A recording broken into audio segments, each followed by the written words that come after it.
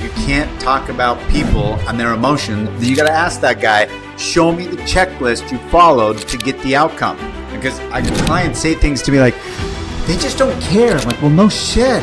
It's not their company. How can you help us, though, continue to help you? First, please subscribe to the channel. Like us. If you listen to the audio version, leave us a 5-star review wherever you can. If you see our posts, please share those posts, share the content, and link back to our law firm website, which helps us to continue our SEO marketing and grow our firm and help small business owners. All right, everyone, welcome back to another episode of the show. Appreciate everybody tuning in and supporting us. We're growing. Today, we're going to talk with Justin a little bit about scalability and tell his story. I always think those are good conversations to have.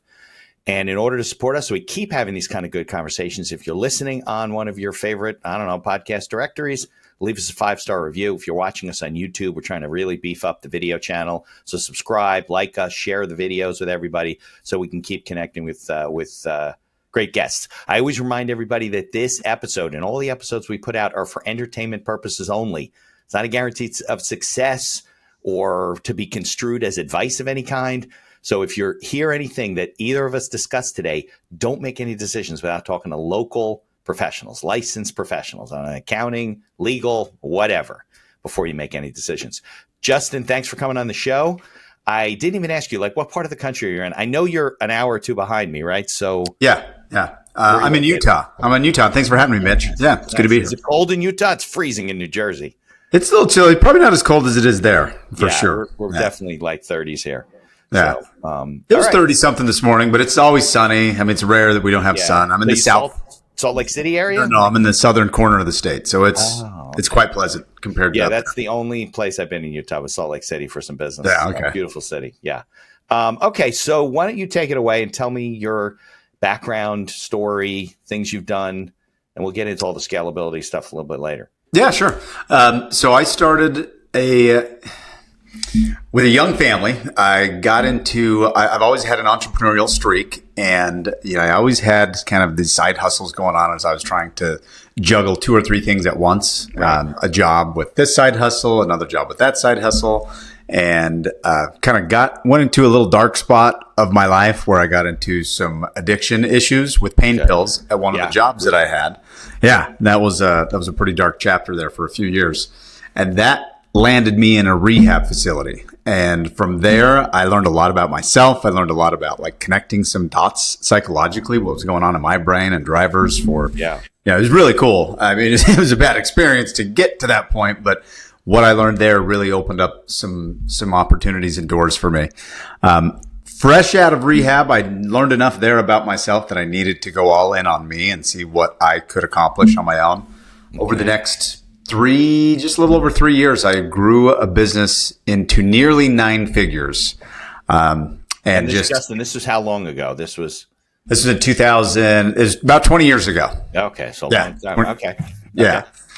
Yeah. So I reached a level there that I wouldn't have dreamed about back in rehab. I wasn't shooting for those kind of stars, but as I got focused and just kept doing one thing after another, it didn't start that way. I grew into 6 figures after about a year and a half.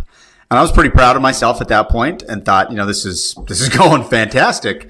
And I actually, Mitch, wanted to dial it back a little because I had my 3rd child, which his birthday is today. He's 18. Okay. So that should, he was just born and things were working out, and I was like, okay, I got my 3rd kid. Don't want to really, I want to be here more. My family's growing, and my clients didn't have the same idea. They're like, if you're not going to grow us and help us get bigger, we're going to find somebody who will. So I was forced again, similar to my rehab thing. I was kind of forced to go there. I was forced again to really consider what can I do to grow? Right. And that's when I started looking. I was at a time, I was burning the candle to where I was falling asleep on the computer keyboard often. Right. Well, and that sounds like a who, not how issue. Problem, right? Exactly. You shouldn't be doing all that stuff yourself. Totally. And it was just me. I mean, I'd have a contractor. 20 years ago, that's what you do, right? You just do it. Yeah. Yes. I understand. And so, again, getting to that level was just do more. But then I was like, I can't do more. And I'm looking at my babies over here thinking, I don't want to do more you either. Be with your kids. Yeah. The youngest is 20. I'm about the same bracket as you. Yeah. Yeah. Okay. All right. So that again kind of forced my hand to look around, and I started looking up the mountainside, if you will, for people who were ahead of me. And I spotted a few. I'm like, hey, how did you get there? What you don't seem to work as hard as I do. Good but plan. you have Good way to do it, more. right? Yeah. Ask people that are more successful than you, Correct. who seemingly have a better quality of life, but maybe they don't when you talk. Yeah, sometimes there's some surprises when you look behind the curtain. Exactly. Totally. But I did find a few people that could help me, and I began to learn the power of getting leverage. I began to learn systems. I began to learn, and that started to change. I started pulling the levers that I knew how to pull that were $100,000 levers, and I learned how to delegate. I learned the sequence of delegating. I learned how to delegate to, the $10 levers still needed to be pulled. No, but the who, not how paradox, right? Bingo. Exactly. That's exactly right. Right. So that's what really that was about a year and a half in. And by, a year and a half later, like the growth the hockey stick took off. It was Justin, unbelievable. what was the business? You didn't really tell us. So what were you doing? Yeah, it was affiliate marketing. It was a marketing agency. Yeah, sure. But we were I started out to be an affiliate network, and maybe that's like a new one. Multi-level type of one company. Right? Sort of, yeah. Like, let's say, you got this pen and you want to sell this pen. Right. I knew people that knew how to, like, one guy would have a blog, one would have an email list, one guy knew how to do, like, pay-per-click marketing back in Google early days. So I would take your pen and then I would call my contacts and say, hey, can you sell this pen? So and then from your link or whatever, you would get a little piece of. Bingo. So you started like building up a portfolio of these companies. Correct. Wow, and you were doing 9 figures. Just south of 9 figures, like $96 million, I think, is what we did. That was of the sales, not of that wasn't your cut. No, that was a total sales. So okay. I would do I'd sell the pen. I'd get $10 for the pen. And then I would give $9 to the people that made or $8, whatever. It all varied. Yeah, but still, I'd give 10% of $96 million is money. Yeah, it was like 24% back in those days. Much higher. Yeah, it was good. It was really good. Money to hire like a lot of people to help you. There was 98 on my team at the largest point. Okay, yeah. But those were people that were selling the product. They weren't people that necessarily worked for you, right? No. Those were my employees. Oh, okay. Wow. We had hundreds, maybe thousands, actually, of people that were selling the pen. There was so that's what I started to get good at, Mitch, is recognizing this gap between, people that sold pens knew how to make pens. They knew how ink works, whatever. Right. This is maybe not the best metaphor, but they were good at their business. They were not good at the advertising and marketing business. And nor really was I, to be honest. I found this gap of managing the relationship and expectation between these two parties. So, for instance, the guys wanted the affiliate program, they wanted to sell the product, and the people that would sell it. You were like in between. Correct. Okay. Now, what was going on? You said, what was the part? You didn't do 96 million when you were doing it all yourself. This was when you brought people on. So, yeah. So you were doing everything. You were selling, finding the product, selling them, promoting them, trying to get them sold. No, so again, the main, kind of like the main gist of what my company solved in those days was just connecting the dots. So if somebody had this pen and they're like, look, this is the best pen ever. Right. I would say, I'll help you find the places to take it to market so you can make sales. And even better, you'll only pay for the pens you sell. You're not going to pay marketing dollars on a campaign that doesn't sell pens. Right. Yeah. So they're like, wow, I give you $10. All that yourself, all the campaigns and marketing, the whole thing. Well, initially I would try to have them build the landing pages. They would do all of the sales. I'd tell them what sort of assets that were needed. But that's when I began to grow. I'd realize like these guys making pens don't really know how to create the assets. Nor did I. But then I started to find people that did. And so that's how we began to grow and solve more and more problems. And different kinds of problems. One thing, for instance, this is kind of nuanced and crazy, but the load times of pages. So I'd have affiliates. Yes, because the page takes 1.6 seconds to load. This sucks. Yeah. And guys selling pens are like, who gives a shit about how fast my servers are? I'm like, well, the guy's selling 10,000 of your pens a day. Buy it somewhere else, right? Exactly. So we would then, I started a hosting company there and hired 18 or 19 developers and IT professionals to manage. This is before Google Cloud, Amazon, all this stuff that does a lot of this for you. Right. Yeah, so we had server farms all over the country. I mean, that was one part of the bigger business is just managing the hosting solutions with probably $1 million in hardware that we owned, plus the payroll of all these people running it, managing it. But that would sell more pens than anybody else because our infrastructure for those landing page campaigns is just better. Like if you're coming in from New Jersey, you're going to hit a server farm somewhere in that tri-state area versus somebody from California is going to hit one on our competition that was selling pens that have one, and it'd be in Texas. And so it'd be slower. So like a turnkey solution. People just plug in. And you charged extra for that, right? Like you charged to manage the pages and all right? That was extra, or was it just based on the profit margin of the pen? That's a lot. Well, it was a little bit extra, yes. And some of the setup, there was some extra. But what was really cool, Mitch, about this model is the people over here, I keep pointing on my left hand, like on this side, the people selling the pens, they wanted to work only with us because they didn't know everything that we were doing. They just knew that if they tried to sell a competitor's pen, it didn't work as well. It never worked as well. Right.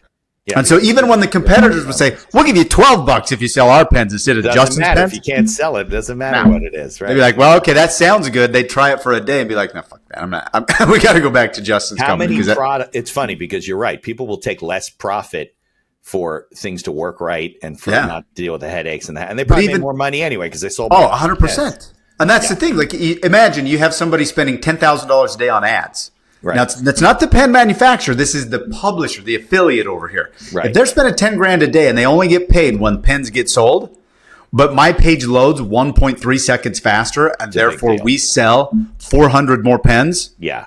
That's a big deal in a day. I mean, that's thousands and thousands of dollars. So they're looking at it saying, okay, that guy will pay me $15 for a pen. Justin's only paying me $8 for this pen. But for some reason, I make way more money when I promote Justin's pen. 3 times the amount of product. Bingo. Now, how many products were you guys moving at that point? You're doing $96 million. It wasn't just one product. No, there was a lot. Yeah, there was some campaigns that we're doing where we'd have small. We'd kind of start out. It would take a while to get something figured out, and so there were smaller campaigns, but at maybe 100, Mitch. I mean, there were some. That's what I would think. Tens of hundreds. Yeah. Okay. Yeah, I remember one. I think one of our bigger sales days we sold as in all, like of all of the things that we had going on. Together, right. Yeah. Yeah, it was like 89,000 sales in a day, and that was kind of a normal. That was kind of a normal day. So if we're making $4 or $5 on each of those, plus we'd have deals to do some remarketing and some different things. So there was a lot of different solutions and monetizing options that we rolled into that. But at the end of the day, you're doing 96 million in sales. You're getting, let's say, 24% off the top. Yeah. You have 98 people on your payroll. Server farms. How much money's left? There was still some money left. Yeah. Okay. Yeah, there was still money left. It was good. Because each of those, when we spun up like a server farm, like you said, did you charge extra for that? Yes, in that case. Yeah. So that was a different business. So that was an independent business. Somewhere else, right? Of course, correct. That was a different business. Okay. So that business would contract with the seller of the pen, and they'd say, okay, we can handle all of this for you, or you can go do it. But this is what we've seen work. Yeah, right. This is how we can get it working. The secondary line of business. Yeah. Okay. All right. So that was 20 years ago, and then by the time you got to the point where you're doing 96 million, how long ago was that? 17. So I was 3 years in. Yeah, and it was about 17. Do you still have that company? No, that was actually. So then after a few years of some of those kinds of numbers, we reached a point where, let's see, it was 2009. If you remember these years, like things started to go real south with the economy. Mortgages were crashing. People were losing their homes. Yeah. So we got into that time, and there was a lot of liquidity started to shrink up, and we had some big receivables, $1.5 million, $1.8 million that went uncollected. People went into bankruptcy protection. From the company that was selling the product, they had to pay you, and they didn't pay you. Got it. Correct. Yeah. Right. So we had some struggles like that to endure. One of those guys that I'd mentioned that was climbing that mountain a little higher than me that I brought in, smart dudes that were there to help me and did know a lot more than me, but also had some ulterior motives. And when they saw some of the liquidity start to contract, they grabbed everything that they could, which was everything. And I was pretty much, I often tell people I've had probably 3 exits from business, but one of them, the business was kind of exited for me. And that was that big one where the guides that I had brought in took They were helping me with all the finances. So as again, I'm pulling these levers. I was doing good. I was learning a lot of stuff. But I had this wall that I'd put up here, and it was the numbers, the finances. I just wasn't good at that stuff. Taxes. Oh, it Left kind it of to other scared me. people, right? I did. I left all of it to other people, and they took everything. So Yeah, I would say you can have other people do it, but you better know what it is and understand. yeah, bingo. Yep. Yeah. So that's how that one came to an end. Is just everything came crashing down, and I had like $1,100 left in my checking account, and there was a series of moves that led up to that all Right, of we're going to do this, and we're going to your banks were shuttering left and right, and so one transfer was, well, I'm going to take it and move it over here to this bank account because I heard the FDIC is going to be seizing this bank in the next 3 days. Fake, right. No, not all of it was fake. That's what kept me just like, okay, I guess that makes sense, Right, and then I even had other people around me in my life saying like, this doesn't make sense, everything that's going on. But that landed me with no money. Isolation, you learned a lot. Yeah.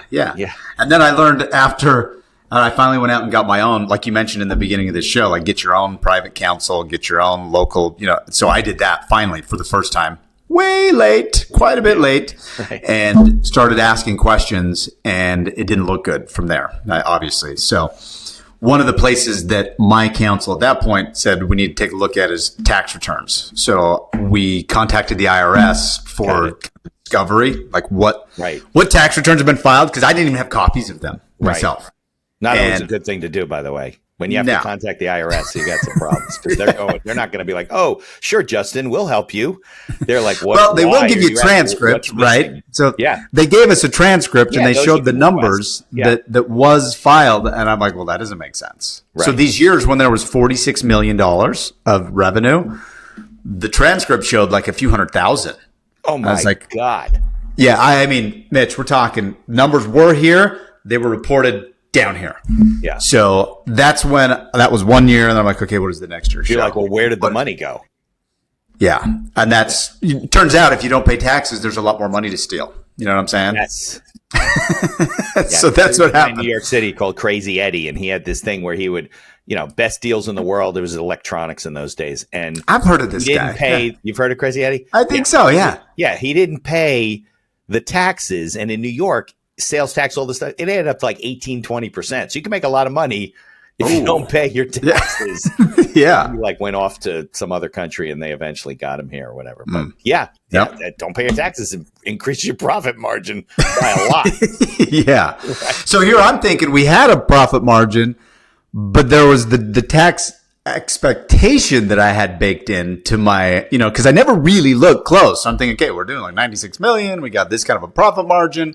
That should be about this, but yet there was a lot more because there was taxes. The actual tax returns were so grossly understated that so there was just tons of money. I spent the next 5 years after that, from 2010 to 2015, litigating against these parties to try to piece. I mean, we came up with like 200 and some odd shell companies where there was money God. Yep. It was this crazy. I mean, I had forensic accountants. So here's me. I don't like to talk about accounting and numbers. Like I spent 5 years every fucking day, literally so complicated all day long. That's all I did was read emails, look at spreadsheets and balance sheets and try to recognize company names and then connect the dots. Oh, this LLC. Wait, I saw that 3 years ago.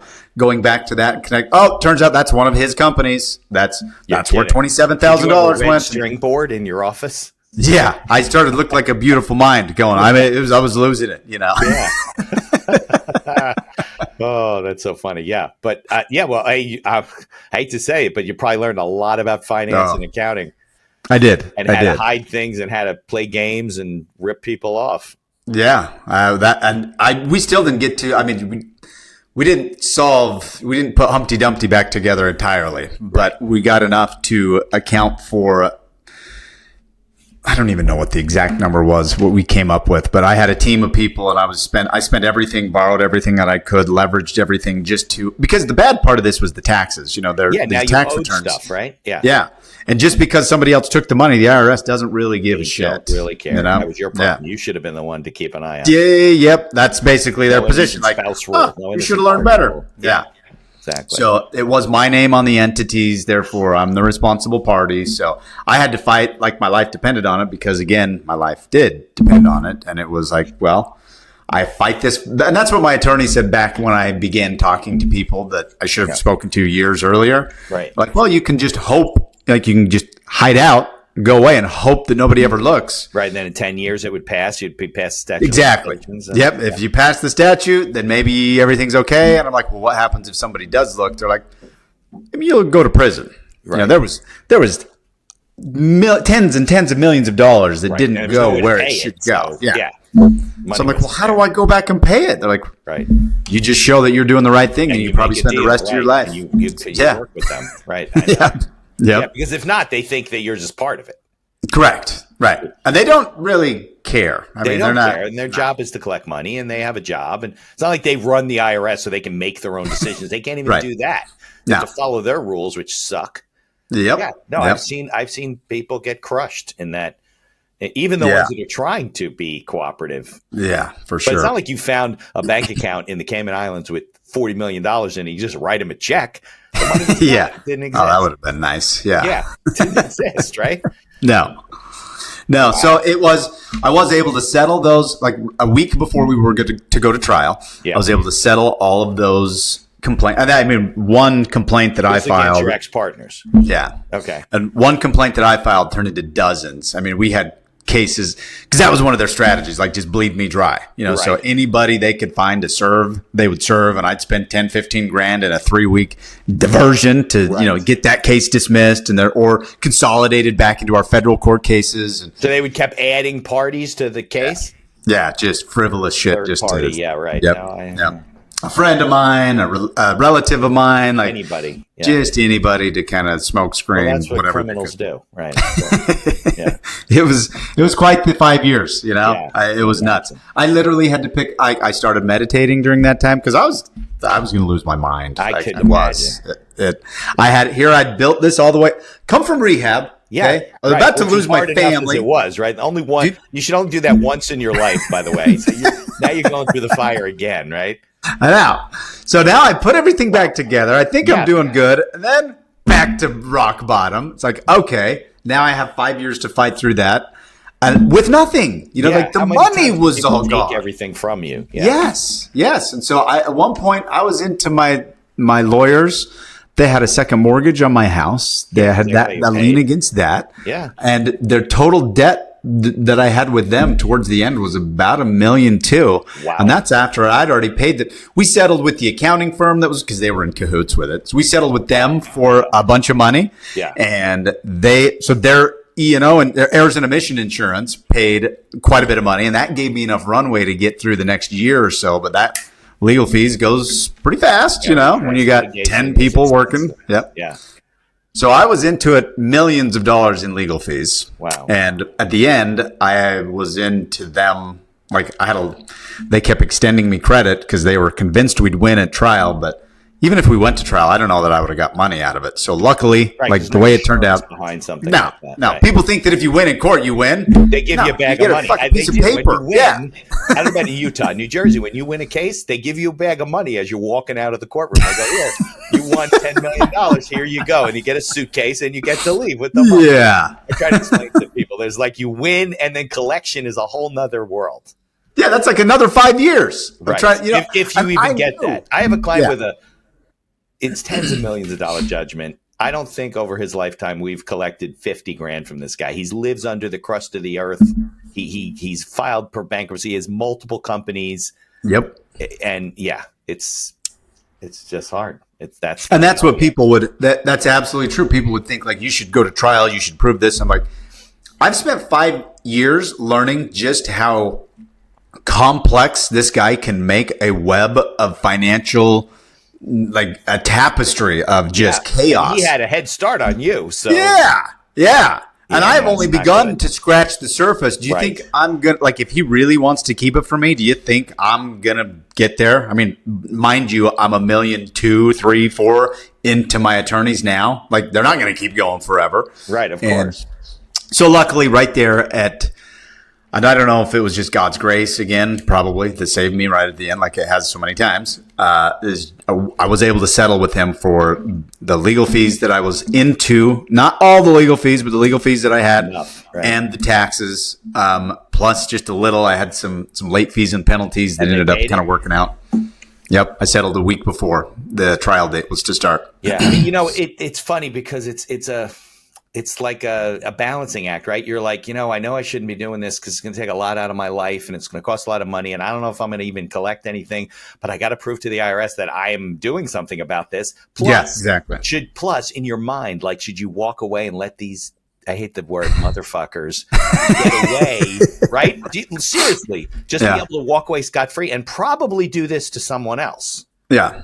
And it turns out, I think that probably did happen because I would see different people. Because again, that was where there was that chapter, and then there was a space, and then there was 5 years of fighting, and they had just gone on to kind of do other things with other people that are very similar, maybe not as big, but seem to be as similar. There was other court cases and things that we came across.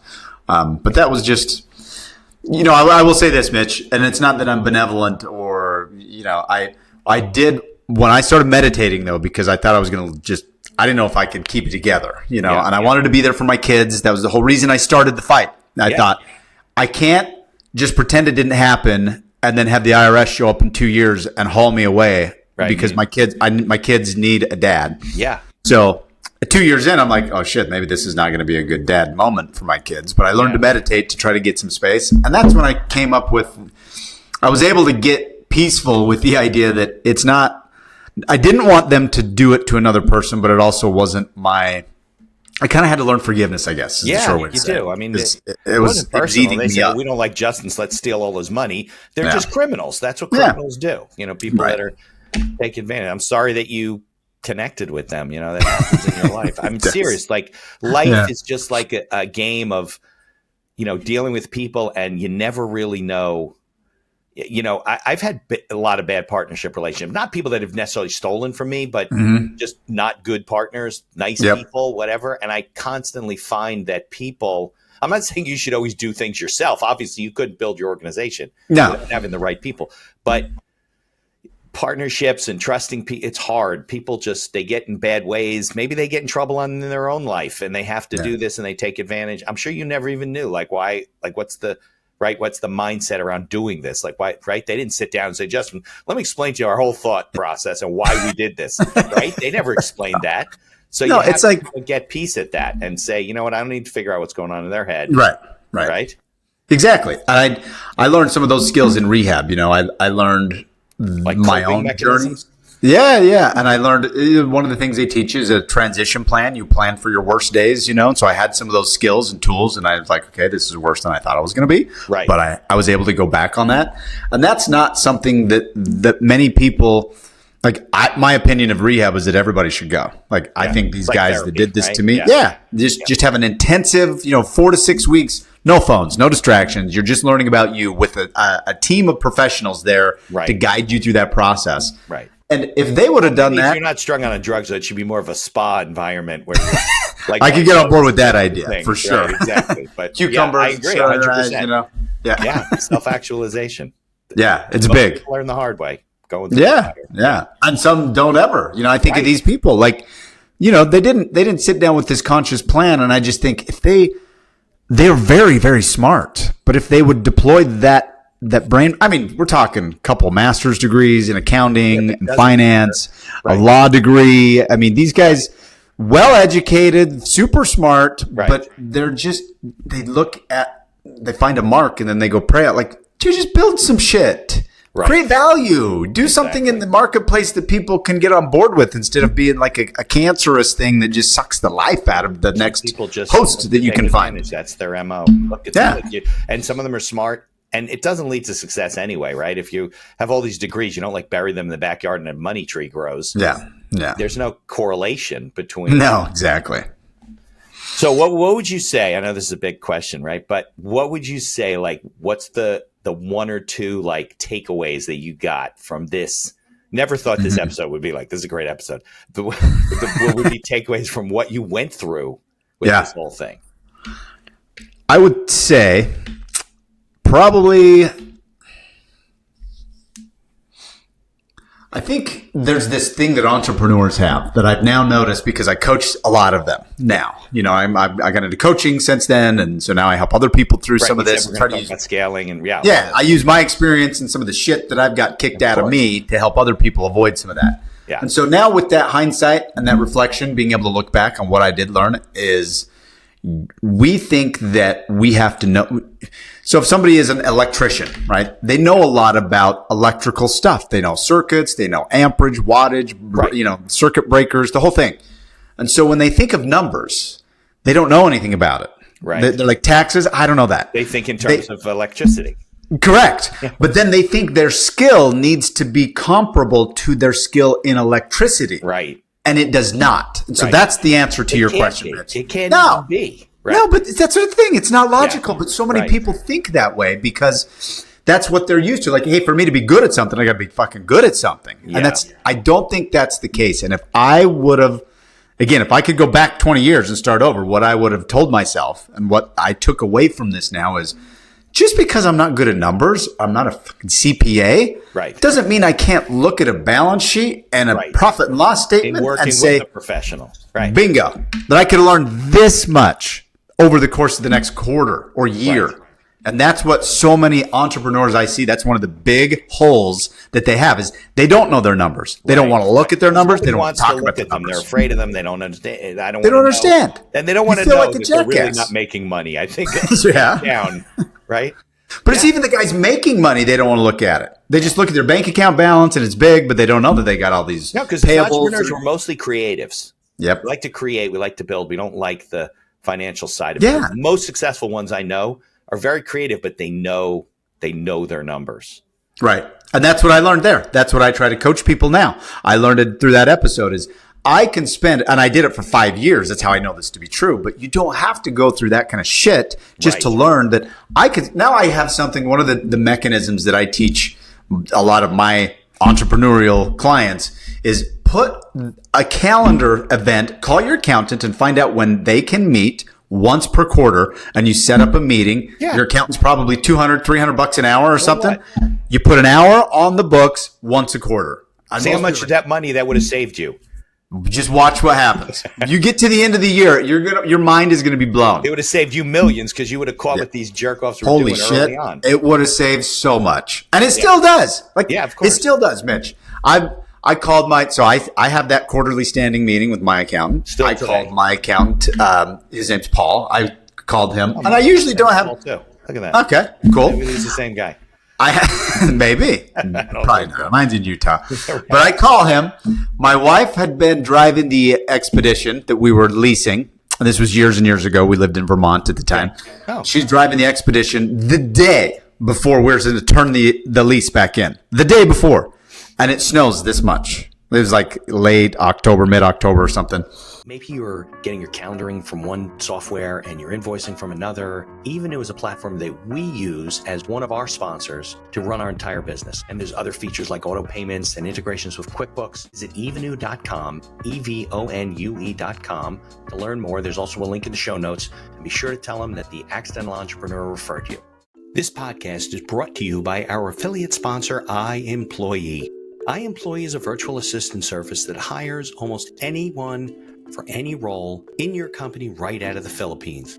Most roles range from $7 to $9 an hour for highly skilled and experienced VAs. And whether you need an executive assistant, social media manager, video editor, customer service, sales, you name it, they have it. We use iEmployee for our VA services, from editing and promoting the podcast to all the PR and promotion of our law firm. iEmployee acts as a virtual field supervisor on the back end with live video monitoring and reports on a daily basis with screenshots of your VA's workday, and along with complete HR and payroll duties. No more paying for overpriced and underqualified workers. There's a link in the show notes to get a 1-week free trial, and I encourage you to take advantage of it. And I'm talking to him a week later, a few days later, and I'm telling him the story. I'm lamenting the story of, like, my wife's driving the kids to school. The first time that I haven't driven the kids to school in like 10 years. She takes them. There's a skiff of snow. We didn't put snow tires on because we're turning the car back in tomorrow. Right, exactly. Well, in Vermont, people don't know that you have to change to snow tires. Oh, They yeah. don't do that most of the country. Yeah. This is true. Yeah, you definitely change your tires in the snow. 100%. But that's the worst part. When you get a little bit of rain, a little bit of snow, that's when it's slick. And you don't really think of it because it's the first one of the season. And you're like, it's no big deal. It's four-wheel drive. It's all good. She hits a little mailbox and does $18,000 of damage on this car. And I'm telling Paul about this, and I'm doing that. I'm like, can you believe this, Paul? It's bullshit. And he sees it through. I'm just seeing it through. I'm complaining. He sees it through his accountant lens, and he's like, wait, is that the SUV that's leased by this entity? I said, yeah, that's the one. He's like, hold on. He starts processing things. Anyway, he tells me that I need to buy a new car. It saves me thousands and tens of thousands of dollars because I replaced the car with the truck. I take delivery of the truck on the 31st of December. You get the full truck. That truck is 100% business use for that year. Therefore, I accelerate the depreciation. $68,000 of a tax deduction now comes off. My marginal tax rate goes down. Like, that mailbox is the fucking gift that just keeps on giving. It's like the Jelly of the Month Club. Right. As long as you're safe. Yeah. Exactly. They were. It was fine. It was no big deal. Covered by insurance, right? You have deductibles and things like that. It was. Yeah. And so that took care of everything. But the tax deductions that we got, literally tens of thousands of dollars because of that, all of that. It changed everything. Yeah. It changed the whole thing. Because you're dealing with a professional. He's not thinking about, oh, shit. He's thinking, wait, I know how this works. I've been doing this for a long time. He sees it through his filter. He tells me how to process that. Now, if that meeting had not taken place because I was like, I'll get around to my taxes in the spring. Right. Yeah, exactly. It would have been too late. But I was having it the 1st of November. And I was telling him about it, and therefore I had enough time to get the truck ordered, to take delivery of the truck, to do everything that he told me to do, take the $70,000 of deductions, offset a whole bunch of income, drop my marginal tax rate, get some other tax perks. And I mean, man, it was fantastic. The whole thing. I mean, like you said, I didn't pay like a few $100 out of pocket for a deductible. It was all set. And I saved somewhere in the neighborhood, like 50, 60 grand was the swing in taxes. It was huge. Right. Yep. It was great. So that's something simple. That's what I learned from that episode is I don't have to be a pro. I don't need to be a CPA. I don't need to be a tax preparing expert to simply start learning about tax stuff. Now, that's one of the arrows in my quiver. So when I'm talking to people, some of my clients, I'm like, it's December, it's November. Start talking to your tax guy because you got some time to make moves now. And that's a good lesson to pull from that. Yeah, I think that the myth about entrepreneurship is that a successful entrepreneur does everything himself. Like that is the success. Everything. And that's totally the opposite. Like you shouldn't even, the first thing you should be doing, if you're trying to bootstrap a business and you don't have any money and you're getting started, you should be planning for the first person you can bring in and how you can start building a support structure, even if it's virtual for a while, whatever. Totally. And, build that into, except if you don't, you're just going to be an employee of a business you also happen to own. Correct. It's not going to be right. And your boss is a dick. Yeah. Yeah, exactly. And you're going to feel like you felt where you're like, I'm doing too much. I'm burning. I'm not seeing my kids, whatever. And I don't. There's a process to this, Mitch, that I think is definitely, like you said, you've got to start thinking about who to bring in, but there is a sequence for how to hire too. And that's something that I learned back 20 years ago, 18 years ago, something. Yeah. That a lot of people will get to the end of that rope and think, I need to hire an operations manager. I need the operator to my visionary, and I want that kind of thing because that sounds great. Who wouldn't want somebody that just magically makes every part of their life that they hate feel better? Yeah. But that's not, that will lead you to a place that I went. Right. Because they handled everything and you didn't worry about it. Exactly. They took care of a little bit too much. I'm not suggesting pass everything off to people. Right. Exactly. Yeah. But when you start a different way, and that's why I have a process that I follow with the guys that I coach and the gals that I coach, which is just following, I call it the founder freedom process because if you're a founder, the whole point and the reason, one of those driving reasons, 99 out of 100 times is you wanted some independence. Right. You didn't want somebody telling you what to do. Right. And then people build this business to where it's like got handcuffs on them big time. Yeah. So the founder freedom process, and I have a playbook that I give people that, as a matter of fact, like if anybody listening feels like they're kind of trapped to their business, I'd be happy to share that. Just come. I'm on Instagram at Maybe It's we'll put a Justin link in Lund. the show notes to the Yeah. And just send me a DM. Just say freedom, and I'll send you the Founder Freedom Playbook. But it's to follow a process of hiring. So, like you said, when you start thinking about how can I get this off? Who are the people that I need? Look at the right sequence so you don't build the roof of the house first. You start with the foundation, right? And then you start going up. Yeah. And then you don't need to be the expert at all things, right? You begin to learn the skills of delegation. And then ultimately, once you start that process and you start kind of climbing that ladder, what really changed for me and what gave me incredible leverage is when I started to learn that I didn't want to be the smartest person in the room. Like, I didn't want to have all the answers. I would want to be the least smart. If I have people in the room, they're all smarter than me, I'm good. Exactly. If you can run a business. What does everybody think of this? And nobody gives you an answer, you got a major problem. Exactly. Because everybody wants you to. It can't be that good. Yep. Yeah. But think of it. How many entrepreneurs are stuck in that trap? They don't have that awareness, and they don't recognize that they've created this culture accidentally most of the time that everybody needs things to go to them, because being the smartest person in the room, even though it may not give you the business growth that you could have, it does something for your ego on the inside. It makes you feel better, like you're the right guy. It gives you some validation, right? And so even though you don't know your numbers, at least everybody in this room thinks, they got to come to me for answers. But if you can learn how to flip that, which is a bit of a process, it's not an easy switch. Right. But if you can learn how to delegate in the right sequence and flip that whole concept on its head, then you start getting to where you're at, Mitch, which is I want to be the dumbest guy in the room. Because if all my employees excel and exceed my intelligence and knowledge on all these things, then I can just add shape, direction, culture, vision to the process, because that's what I'm the visionary. So I want to add that. I'm talking to my guys about content and we're trying to spread our message farther and reach more people. And we have meetings. I say, guys, like, if you're thinking that I'm coming to this meeting with the answers for how to do this, we're fucked, because I've never done this before. I've never I've never had a reel reach 1 million views. I mean, I've never even been on Instagram until last year, like as a consumer even, that's funny. Yeah. Yeah. So you need those people that are going to be smarter than you in order to really level up. And that's not a threat to your ego. It's not look around. That's what the best out there do. Yeah, absolutely. Yeah, no, definitely about it. I think that, and maybe that's the word of the day, processes. I think that people, I was talking to somebody yesterday and they're having a problem with their business of hiring. Everybody's having that trouble finding good people and whatever.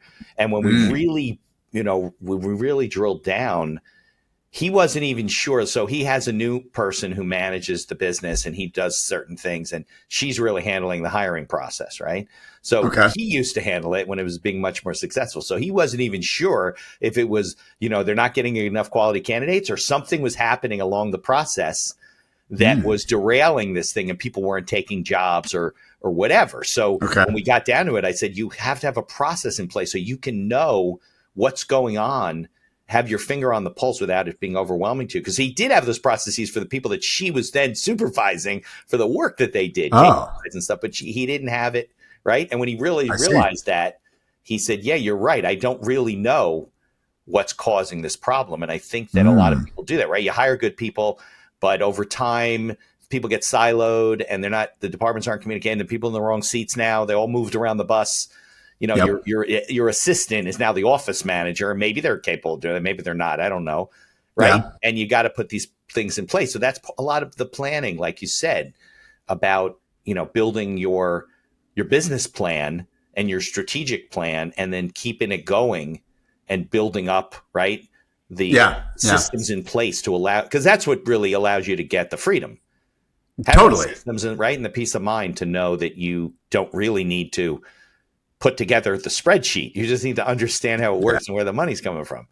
And you have to have those systems and rhythms that the spreadsheet comes to you every day, right? Or every week or every month, so you need to know that that's going to come. And so if you delegate the task of somebody creating the spreadsheet, you have to have it on your personal. Regular What if they don't do it? regular review. Yeah, Yeah. of course. So if they don't do it, you need to have something in there that's a trigger. So it's got to be on your calendar, a reminder, or something that you have some sort of system that ensures that it comes back to you. And then, yeah, you can spend. There's a whole bunch of systems that you can. A lot of leaders. Create. Yeah. I guess what I was pausing for is there's a lot of leaders that, again, it's the hiring sequence that tends to start getting people out of their area of expertise. They jump ahead. You know, they'll start delegating. In technology, for instance, one of the most common that I see is they delegate sales. Early on, that's one of the first things. The founder, usually a quiet, reserved person, introverted. Yeah. And these guys flop. The salespeople, they got all the reason in the world they're going to sell for you. I've sold, and they just, I see that constantly where they just don't make it. And so think of that. So think of that scenario. Okay, you got an introverted person. He's running a technology company. They build it to a point where they got a little bit of a budget now, and they're like, okay, I need to delegate. I need to grow. So, what do I hate doing? Sales. Right. Sales is like the second to last thing that I would ever suggest to delegate. Right. Yeah. They do that first. Now, money is going out the door to the salesperson. So capital goes down. Right. Yeah. Now they have this new person to manage. Headache goes up. They're trying to figure out the process. Sales, meanwhile, are going down. Right. That's a trifecta. Man, you're screwed, right? Yeah. No, it's not Over time, 6 months down the road, money continues to dwindle, sales continue to drop, headaches continue to mount, founders continue to feel like, holy shit, this isn't working. That person goes, now the balance sheet's less because they've spent all their money on the wrong hire, and they think everything comes back to me. And it creates this cycle. Like, I got to do it all. I know. That's why you got to start in the right order. You got to start with back office stuff. You start in the back. You delegate the spreadsheets. You delegate payroll. You delegate your calendar, your email inbox. You start with some of the $20 an hour stuff. Bingo. Yeah. Bingo. Yeah. If you start there, then you start to develop. What's happening behind the scenes is that you're building some chops with delegation, and you have some things can go wrong there without the high price tag of sales falling to the floor, well, right? Money has as long as you know what's going on, cash flow helps a lot. Bingo. Yep. So that founder can now stay focused on sales and running, getting the projects deployed and the code released and now also start working on this. I'm going to delegate this process in the back office and the payroll process or my calendar or my email or scheduling or something that gives them the ability to start stacking their delegation tactics and chops, if you will. Yeah. And that makes a big difference. I think I agree with you. People are so afraid of sales that they literally put their business in the hands of somebody who really doesn't care. At the end of the day, they'll go somewhere else and they'll do something else. They really don't have a lot invested. Yeah. You think they do. They're like, well, they got to pay their bills. I mean, they're going to sell, right? No, they go to another organization, whatever. Yeah, absolutely. Like, so right. If you're the owner and you can sell because it's your baby, right? And you can sell and market this thing and you learn that, then of course you can train people and create a system of sales. But if you're not doing it, leading that one piece of the business to start, not forever. Yep.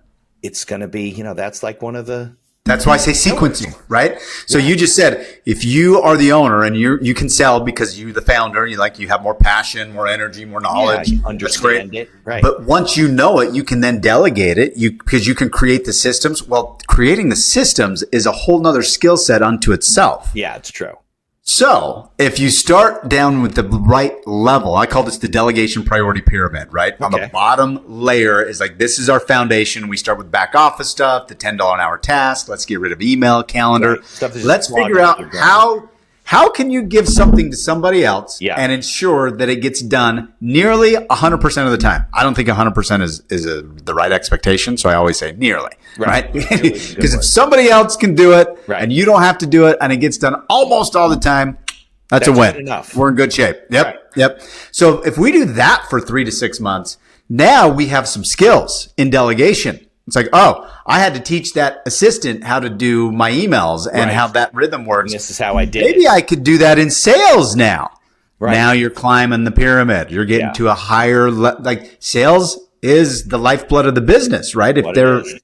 So if you can now delegate that and ensure that you're getting it nearly all of the time right? Yeah. Well, now you can really start to scale. And I think the main role of leaders is to be the visionary. And that is, you got to deal with the money. You got to deal with the people. Like those are the two big things, and the direction. So maybe there's three: the direction or vision of the company. Yeah, right. As the leader, that's what you may never delegate entirely, right? You may bring, again, if you keep growing and you've got, whatever, right. Yeah, you got 10 million bucks, 20 million bucks of revenue, you may bring in a CEO at that time, but don't start with a CEO if you're at 700 grand, you know? Please, don't do that. Right, That's not the right thing to do. You stay low, you build up that ladder and climb those levels, and then the revenue will support the right role that you need. Yeah, and you know what? If you do get to the point where sales are coming in and you're starting to grow, if you don't have those, if you haven't built the pyramid, like you said correctly, you won't survive the scaling. Your business won't be able to handle it. Bingo. Yeah. I know guys are in scaling, like they meet you and they say, well, tell me about your business. They go, I can't work with you. Like you're not ready to scale. We can't scale your business. You don't have any of these processes in place. You don't have, and you have to learn that stuff. It's funny. I tell people when I talk to them about starting a business, I do a lot of startups, right? Small businesses. Mm-hmm. If you don't know how you're going to sell and market this product, don't even waste time developing it. Like, right? A lot of them are like, no, we're in development. We got this app, we got this product, we got a garage full of stuff, whatever. I'm like, okay, but if you don't have the answer of how you're going to sell this thing, what does it matter? Like, you got to answer that question first, and don't spend your money, because you might discover something, right? While you're figuring that out. Either you can't make money selling this thing, or it's a different marketplace than you thought, or nobody wants the way you're putting it together, which is very common, right? That you think it's the greatest thing in the world, nobody else cares. Yeah, exactly. They're like, yeah, I could use that, but I'm not going to pay for it, that kind of stuff. You are so spot on with that. And I've worked with, when I grew that first company, that I created a lot of jobs in technology. And I don't like programmers typically, because they give me a lot of acronyms. They talk over my head. They all have their opinions, but and they're sometimes inflexible as to how to adapt has been my experience. Some of it's a little insecurity. Some of it's a little bit. Right. So I partnered with several of them, and I've been a part of different startups, and so many times what you just described has happened, where they pitch me on this great idea and this great deal, or this great app, this great need that's in the marketplace. Yeah. And they think they're not good at sales, but they're closing the shit out of me. They're not, we need this, and their sales get so many people. Look at the total area market and all this stuff. I'm like, okay, all right, I'll put in $100,000. Let's see how it goes. The $100,000 goes in 3 months. We're like, we need a little bit more. We need a little bit more. Well, what are we doing with the money? Let's see what's going on. We're just burning through shit, building shit. We've never spoken to a single prospect about the idea. Yeah. So this is what I do now as a result of too many of those failed things. Is I start, when somebody wants to pitch me that idea, I say, go sell 5 of them first. Right. Get some people who will buy this thing. Show me 5 people that have signed a purchase order that don't have your last name. Okay. Yeah. I don't want you to sell it to your family. Exactly. And then we'll talk about it, because then I'll probably say, let's see if we can sell it to 5 more. 5's being generous. I think that's very generous. Yeah. If you can do that. 25. And then people, I love it though, because they'll respond the same way. It's like, well, we don't have anything to give them. We can't deliver. I'm like, give them our fucking money back. Right. If that's what we need to do. How are you asking people to your company if you can't sell the concept, sell the idea? Would you do... Ask, look, if you can't sell it to somebody because it's just a concept, then you get 50 people to tell you that they would buy it, because maybe 10% of them actually would. Yeah. But I think you actually get, and that's where I would take it a step further. Personally, I don't want to hear just a yes, I would. I want money. Like, I want to take money. Set up a Stripe account and actually charge a credit card. Yeah. What do they call that? Kickstarter, right? You could do do a Kickstarter campaign and see if the people buy this thing. Mm-hmm. But you're right. People I don't know if it's like not fun for them. They don't want to do it. People hate sales so much that they literally will invest money in developing a product. It's funny. I probably shouldn't say this on the air, but I met a guy. I don't remember who he was, years ago. He was working on an app, and the app was like sharing Wi-Fi. So the issue, right, in his building, like in New York, in big cities, right? Yep. Is that like, Justin, you're my neighbor and I'm a struggling kid, in tech or whatever. I just got to ask, can I give you, $10 a month and just, tap into your Wi-Fi? Right? Hop on. Okay. Just give me the password. You're like, oh, sure. You're making some cash, right? This guy was creating an app that would create a marketplace for people to share their Wi-Fi within the building. Okay. And he had probably spent, if I remember right, $80,000 to $100,000 developing this app and how it would work. Wow. And right. He would get a piece. Sounds great. So I'm a lawyer, right? So the first thing I always think about is, how is this going to go bad? I say to him, what? How you can't do that? And he's like, well, why? It's a great cut. I go, yeah, but everybody who's participating is violating the terms, breaking their terms of use. Yeah. He's like, really? I go, yeah. And if you're not successful, it won't matter. But if you are successful, I can be sure at the time there were 4, right? All the companies are going to get together and sue the heck out down. of you. Yeah. And all these people. And he was like silent on the end of the phone. Like he realized that there is no way that this thing is going to work. Yep. He spent all this money and he's just like, and he was kind of defensive about it. Well, I don't think I'm like, look, I'm not your lawyer. Just go and talk to some legal professionals. There's no way around that. Like Verizon wants you to share for money. One thing if your buddy is giving you money, we're making enough money. Right. You can go ahead and monetize us. What was that thing, the music sharing? Oh yeah, Napster. Right. Exactly. No lawyer actually said to this guy, once you have thousands of people sharing content, you'll be fine. You're not allowed to. Yeah. Nobody's going to go after you and get pissed about it. That's exactly what happened. Yep. So I think that sometimes we really have to break whatever it is. Whatever it is, there's got to be a problem with it. It may not be big, but we got to figure it out early on.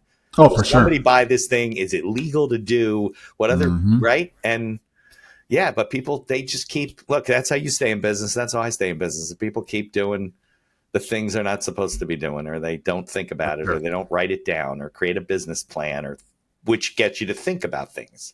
It makes me think of this one that you were just telling me about, where somebody they didn't have the process for hiring. And because of that, they're getting people that are not really helping the company move forward. And the founder, the owner at the top is kind of feeling like, what's going on? I'm stuck. I'm stifled.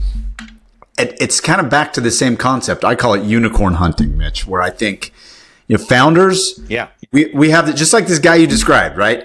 He comes up with this idea and he's got the ability to convince himself that this is the greatest idea ever. Right, which is human nature. Yeah, we kind of push to the side the fact that Verizon will kick our ass in court and that they will win handily. Yeah. So we don't even think of that. But we do the same thing with people. When we bring people into organizations, it's the reason that we try to jump ahead in the hiring sequence. We think, I just need that unicorn that is going to come in and solve all the problems. And we start getting kind of romanticizing about maybe they have a nice personality and you have a really good conversation with them. Oh, yeah. Oh, my God, Justin is the guy. Like, then you put a little more lipstick on and then, you overlook the whole process. Yeah. The warts and everything else kind of falls back into the rear view and you're not really looking at it. But when you have a process, when you have a system for doing that, and I have one for hiring too, that goes through, it's a sequential process. It changes the psychology of the applicants just a little bit. It changes the psychology of the founder or the interviewer a little bit too. Kind of makes it a little bit more of a competition. It introduces steps. It introduces scarcity. It introduces personality profiles and different things like that to ensure that you get your finalists and trial projects and things that you can work through. Like, it's just, you don't leave shit like that to chance, because I know enough about myself. Like, I've had enough of these deals where I've poured $100,000 into a company that then just goes belly up because I look through rose-colored lenses. I look for unicorn tunes. For two. And here's another one. Right, exactly. I was terrible at that. I used to have a firm with partners and we were growing, whatever. And I was terrible. I would meet attorneys, right? And we had a process, but it wasn't the right process, clearly. It wasn't objective enough.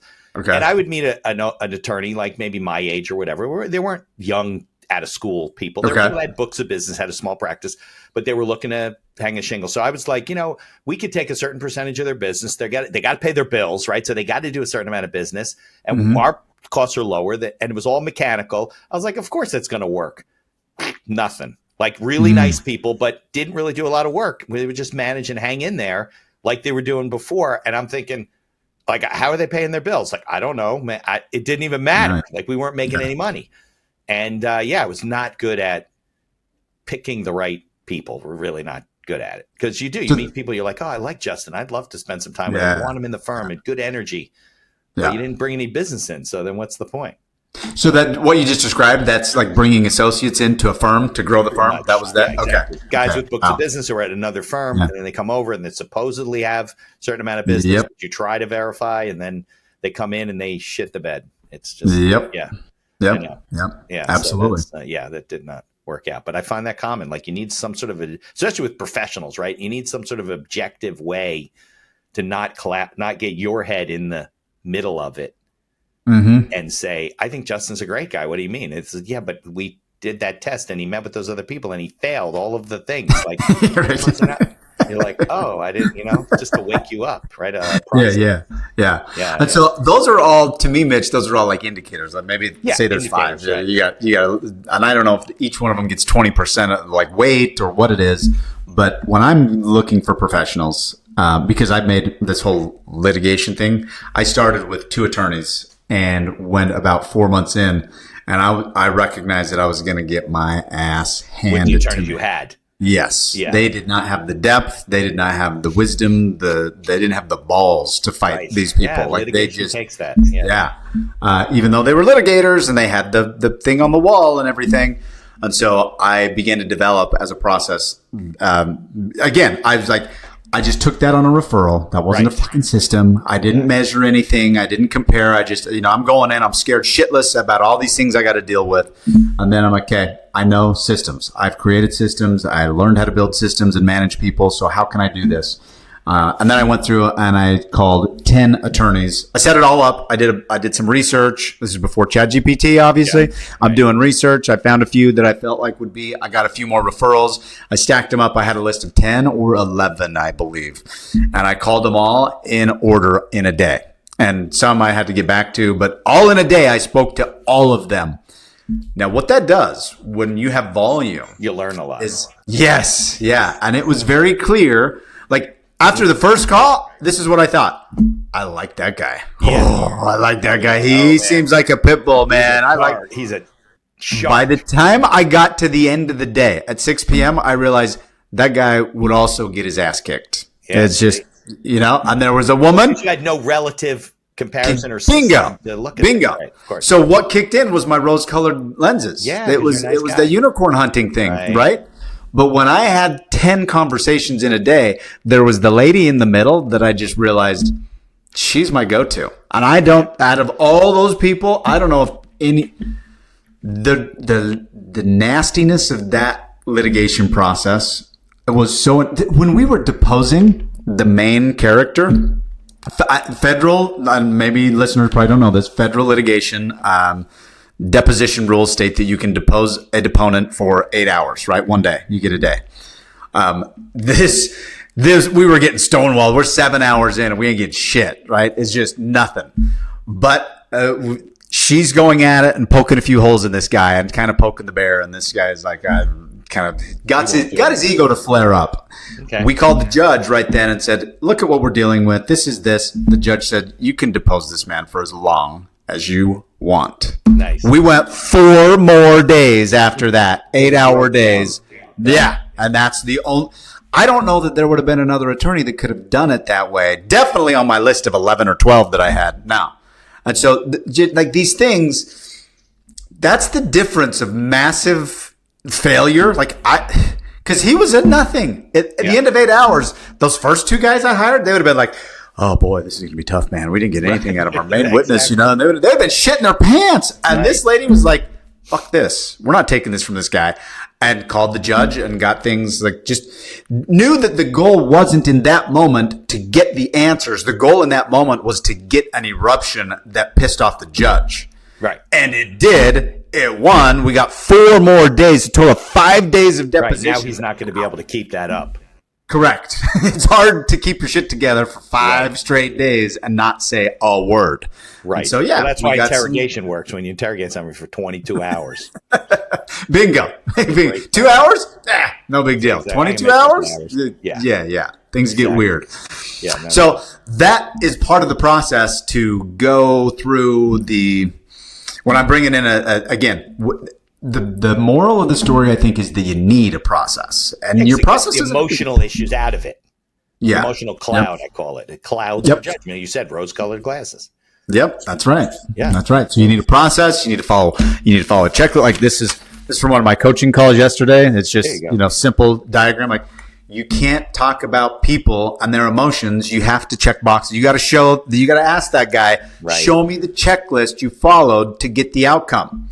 Right. Because I have clients say things to me like, they just don't care. I'm like, well, no shit. It's not their company. Right. No, they're not going to care. Right. But could you get them to check 3 boxes? Yeah. Because if you can't reduce the process to a 3 checkbox system, then it's you that isn't getting the result. And let's help you. Let's build the process. Right. Because now anybody can say, now it's easy to well, because it's objective. Right. It's like Bingo. It's like you make logical decisions and then you can back it up a little bit with emotion.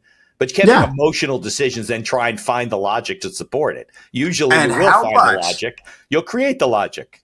Bingo. That's what I was about to say. How often is that exactly what entrepreneurs do? Is we start from that emotional place. Oh, this Wi-Fi sharing is going to be awesome. Such a good idea.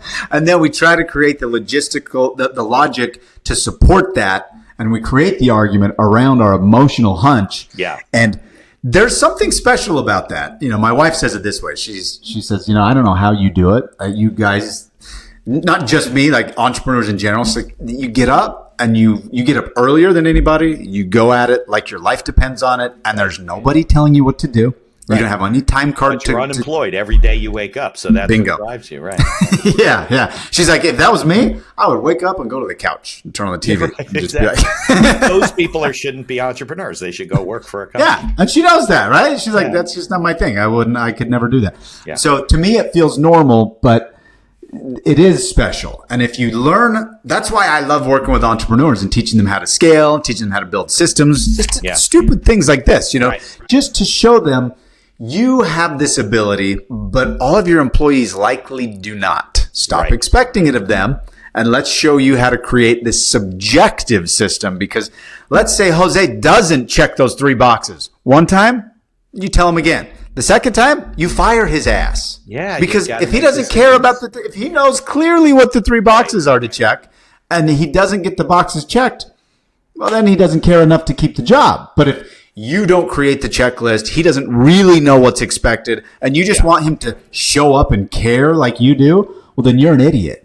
Like, you got to stop that. Well, it just shows you that success and failure doesn't have to be such a high rate in business. Like, you can do this if you talk to professionals and you put systems in place and you build an infrastructure to run, to build the business and run the things and manage the people properly and all that kind of stuff. You'll enjoy it more too.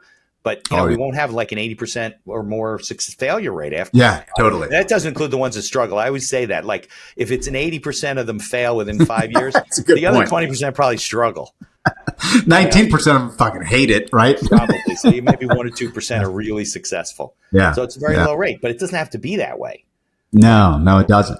It doesn't. All right, and that's what I kind of feel is my mission now. I like talking about this and sharing this and getting out there. Yeah. What you went through. Exactly. I always say you're going to make mistakes. You try to avoid the really big ones. Like, that's why you coach and that's why you talk to professionals and that's why you get the right people. So you don't make the big mistakes. So people don't steal everything from you, because they will. They're out there. Totally. You already found a bunch of them.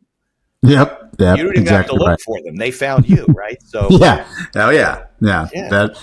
There's another saying, you can learn through pain is the teacher, and you can learn through somebody else's, or you can learn through your own. And I think there's some more poetic way to say that, but it's absolutely true. Somebody else's. Yes, it definitely is. And that's where you can make quantum leaps and jump way ahead, and you don't have to experience that if you are a student of learning through other people's experiences. And I think that's just a key component to running a business and being successful in life, really. Yeah, so there you go. So the 2 takeaways today are build processes and systems, and what was the thing you just said? Learn from the mistakes of other people. Yeah. Learn from mistakes of other people. So, or your own, but one's more painful than the other. That's the expensive way. Yeah. Exactly. Yep. All right. So, Justin, I can't thank you enough for coming on the show. We'll put links to you're in the show notes. What's the best way to people to connect with you and follow you? What's your preferred like platform? Yeah, probably we're on all the social platforms like Instagram, TikTok. It's Justin Lund. That's the same handle kind of across all the platforms. So I'm there personally in all the DMs and the comments. So if there's anything that you see there that you like, let me know. I'd love to hear from you. If there's anything that you don't see that you'd like to know, I'd love to, if I can speak to it, just let me know. I'll put something together. All right. Thanks so much, Justin. Thank you. It's nice to be here, Mitch. In addition to being a podcast host, I'm also a small business attorney, mostly providing legal services in New York and New Jersey. With over 3 decades of experience, we can handle most transactional issues. So if you're watching the show and you encounter some sort of legal issue, reach out to us and visit our website, mindhackerlaw.com. Thanks for tuning into the show and for continuing to support us.